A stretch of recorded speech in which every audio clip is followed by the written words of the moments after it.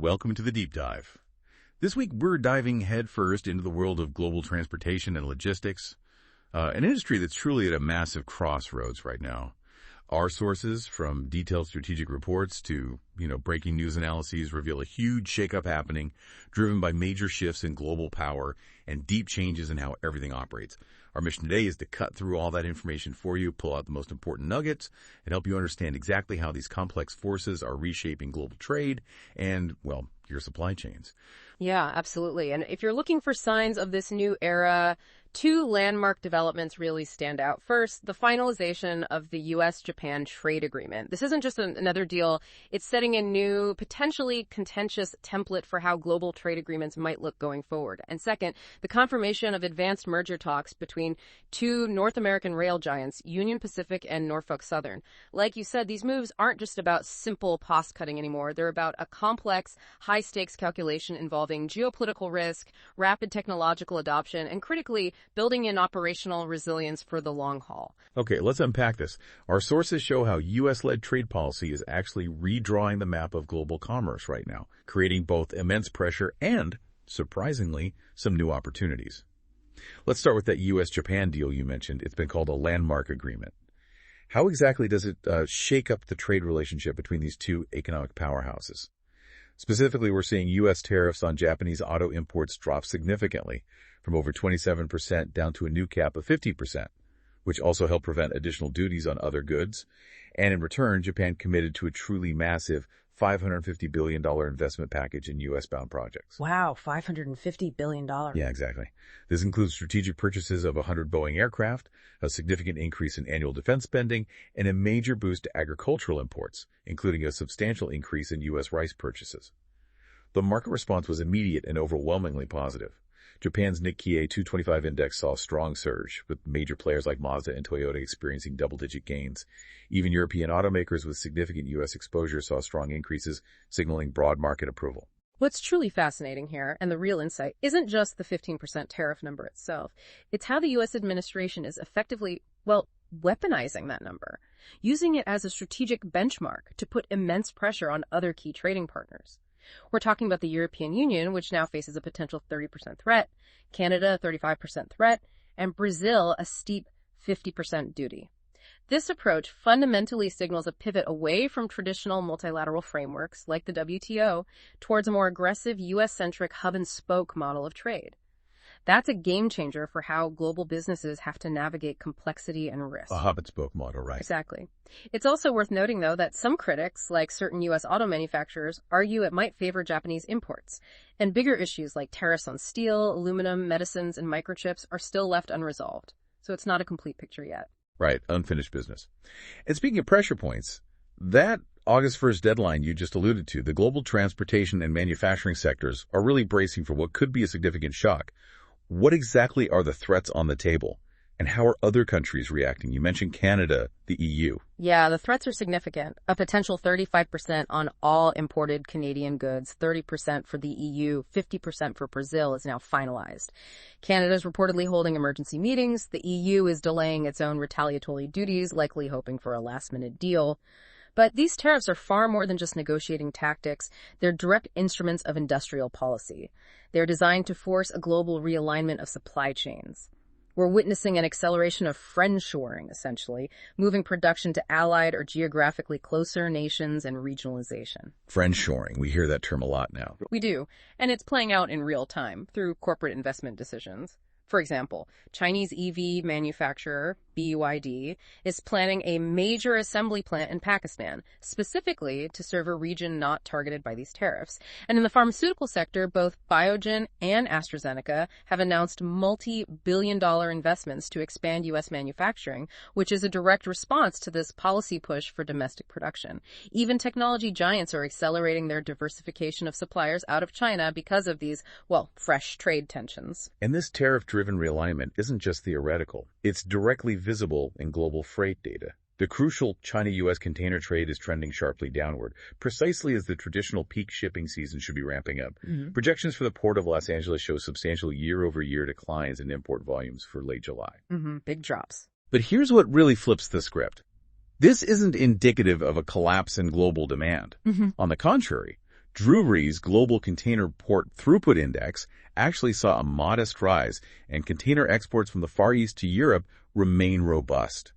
So, if it's not a collapse, what does that mean? Yeah, that's the key insight. It strongly suggests a significant diversion of trade flows, pushing goods away from the traditional Trans-Pacific lane in response to the tariff pressure. It's not that people aren't buying, it's that the supply chains are literally rerouting, finding new paths. This uncertainty is creating palpable anxiety across the logistics industry, especially for drayage operators, those vital companies handling the crucial first and last mile movement of containers from ports to warehouses. Right, the trucking aspect. Exactly. They report their sector is under severe threat from the combination of volatile volumes and downward pressure on rates. It's a tough spot. Just to give you a sense of the broad impact, tariffs are now finalized at 15% for Japan, 50% for Brazil, and 19% for both Indonesia and the Philippines.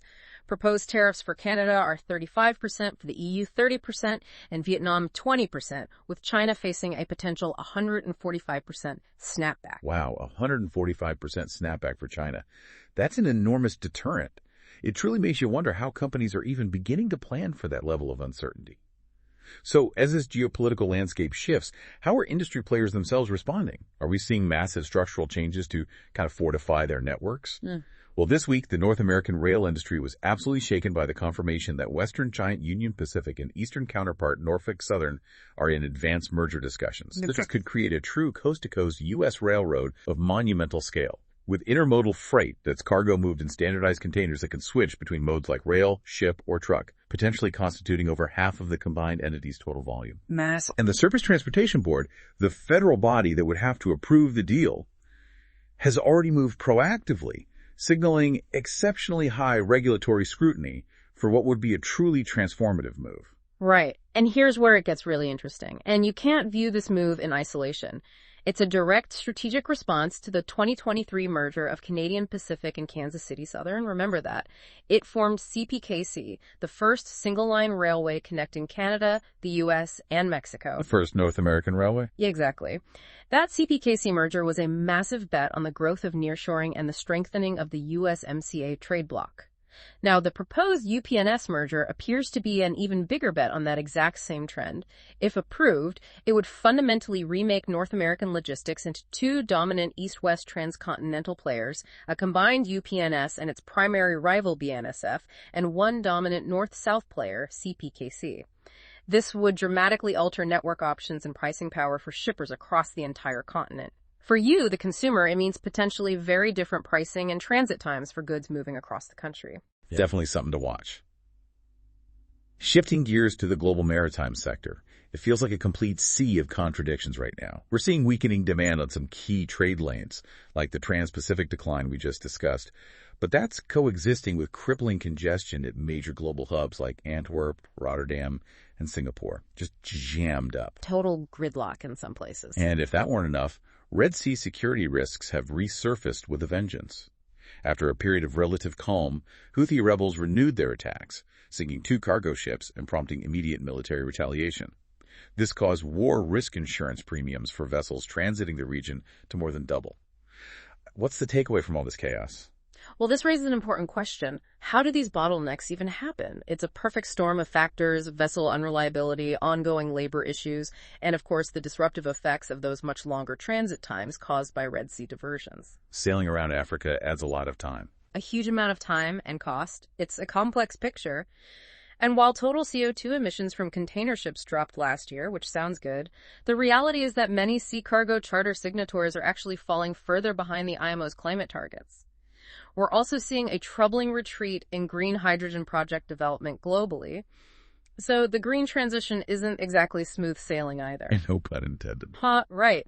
The confluence of these simultaneous disruptions, tariff deadlines causing demand shifts, port congestion creating choke points, and security threats forcing longer routes is creating the perfect conditions for what we call a bullwhip effect on a global scale. Think of it like a ripple effect. A small change at the demand end gets amplified further down the supply chain, leading to continued high volatility in freight rates, unpredictable inventory levels, and chaotic production schedules. Ultimately, this means higher costs get passed on to you, the consumer, at the store. The bullwhip effect. Okay. Now, in aviation, we're seeing airlines trying to adapt to this new landscape by forging new alliances. American Airlines and Canadian carrier Porter Airlines announced a reciprocal codeshare partnership for U.S.-Canada flights. And Alaska Air Group is significantly ramping up its cargo operations by leveraging Hawaiian Airlines' wide-body fleet, leading to its Seattle-Tokyo freight route exceeding volume targets. How is the air cargo market reflecting these broader trends? Is it telling a similar story? It really is. The air cargo market is truly acting as a real-time barometer of underlying trends in global trade. We're seeing significant strain on the trans-Pacific air cargo market due to the recent U.S. policy change ending the de minimis rule. That rule which previously allowed duty-free imports under $800. Right, the small package exemption. Exactly. This has disproportionately impacted high-volume e-commerce shipments from China, causing a sharp drop in demand and leading to freighter flight cancellations. However, this decline is being offset by a surge in demand from other parts of Asia, particularly Vietnam and Thailand, as shippers race to move goods to the U.S. ahead of potential new tariff implementations. So, this rapid shift in air cargo flows serves as a powerful, real-time indicator of friendshoring and action companies quickly adjusting where they source and ship from. It's happening fast. It's incredible how quickly things are moving. As we look at how the industry is responding to all these challenges, technology stands at the very center. It's both a powerful solution and sometimes a source of new complexities. Let's talk about the AI mandate, which seems to be moving on two parallel tracks: policy and practicality. On one hand, the White House recently launched its AI Action Plan, a series of executive orders designed to accelerate AI deployment within U.S. supply chains. This includes promoting data centers and, interestingly, regulatory rollbacks to ease AI adoption. Simultaneously, the industry is already deploying AI to tackle pressing problems. Descartes launched an AI-powered tool for freight fraud detection. C.H. Robinson introduced an AI agent for LTL freight classification, that's less than truckload, shipping smaller volumes, and Maersk has its own AI tool for customs processes. So, policy pushing, industry acting was the catch. Well, here's the critical disconnect, and it's a big one. While the White House's plan mentions workforce retraining to adapt to AI, no concrete programs have been announced. This is a significant gap, especially when leaders like Amazon CEO have already acknowledged that AI will inevitably lead to workforce reduction and role changes. You need a plan for that. Definitely. A big gap. And furthermore, the planned strategy of rolling back federal regulations is expected to, increase state-level regulatory variation. This risks creating a fragmented and confusing compliance landscape for transportation companies that operate across state lines. Imagine dealing with 50 different AI rules. It places businesses in a difficult position. They're compelled to invest in AI to remain competitive, but they must do so while navigating a patchwork of disparate state laws and shouldering the immense burden of reskilling their own workforce with little federal support. It's like being told to build a new road but given no map and very few tools. That's a great analogy. It certainly sounds like a challenging environment for businesses. Now, looking at the electric and hydrogen transition, we're seeing tangible progress in vehicle technology. BYD is moving forward with plans to build a new EV assembly plant in Pakistan. Navoya, a San Francisco-based startup developing AI-powered all-electric trucks, secured significant seed funding. And in advanced air mobility, or AAM, we're seeing major milestones. Vertical Aerospace completed an airport-to-airport flight with its eVTOL aircraft. Joby Aviation is on track for serious production numbers, and ZeroAvia is moving closer to launching its hydrogen-electric engines. So the vehicles are getting built. What's the holdup? What's fascinating here, and the real bottleneck, is that despite this rapid progress in vehicle technology, the foundational energy infrastructure required to support this transition is actually showing signs of faltering. A troubling report from the European Union revealed that its solar energy rollout has declined for the first time in a decade. And global reports indicate green hydrogen developers are canceling or scaling back projects due to economic and policy challenges. It's just not economic yet for many. So the power source isn't keeping up. Precisely. This reveals a critical divergence. The development of electric and hydrogen vehicles is advancing on a product-level, venture-funded commercial timeline, which is relatively fast. Think product cycles. But the build-out of the required energy infrastructure, the grid upgrades, the charging stations, the hydrogen pipelines operates on a much slower public utility timeline. Think decades sometimes. This suggests that the primary bottleneck for decarbonizing transportation is shifting from the vehicle technology itself to the grid and the energy supply. For you, this means future investments in charging infrastructure and green fuel production may become even more critical and potentially more lucrative than investments in the vehicles themselves. The focus is shifting. That's a huge insight. The bottleneck shifting from the vehicle to the grid. It really changes how you think about the future of green logistics. And as all this innovation accelerates, regulatory bodies are racing to keep pace. They seem to be adopting a dual-track approach, proactively shaping rules for future technologies while reactively addressing safety issues in the existing system. The European Union Aviation Safety Agency, EASA, for example, just published a comprehensive new regulatory framework for innovative air mobility, providing clear rules for eVTOLs and advanced drones. That's looking ahead. Right, planning for the future. But at the same time, EASA also issued a critical safety information bulletin for CFM all-EAP engines after two separate incidents involving in-flight smoke on Boeing 737 MAX aircraft prompted emergency landings. And the U.S. Federal Aviation Administration, the FAA, is investigating a string of recent incidents, including a possible landing gear malfunction on an American Airlines 737 MAX 8. So dealing with today's problems too, how are regulators balancing this incredibly demanding dual role? Yeah, this dual focus highlights the immense pressure on regulatory agencies. Their resources are stretched thin between looking forward and establishing safe frameworks for tomorrow's transportation systems, and the critical need to maintain rigorous oversight and respond to safety events within the massive, complex, and let's face it, aging global transport network of today. The successful and timely rollout of future technologies is inextricably linked to the stability of the legacy system. Think about it. Any major safety crisis in conventional aviation or rail could divert essential regulatory attention and funding, potentially delaying the very innovations designed to make transportation safer and more sustainable in the first place. It's a constant tightrope walk. A very delicate balance indeed. So as we look to the next 6 to 12 months, the global logistics and transportation sector is indeed facing what our sources call a great recalibration.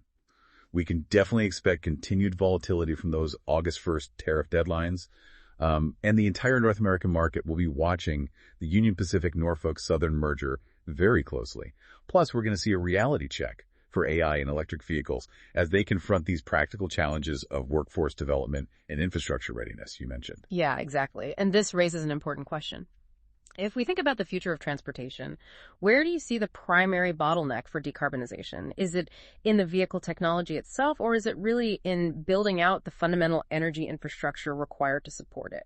How might understanding that shift your strategic thinking, whether you're investing, innovating, or simply trying to get goods from point A to point B? Something to chew on.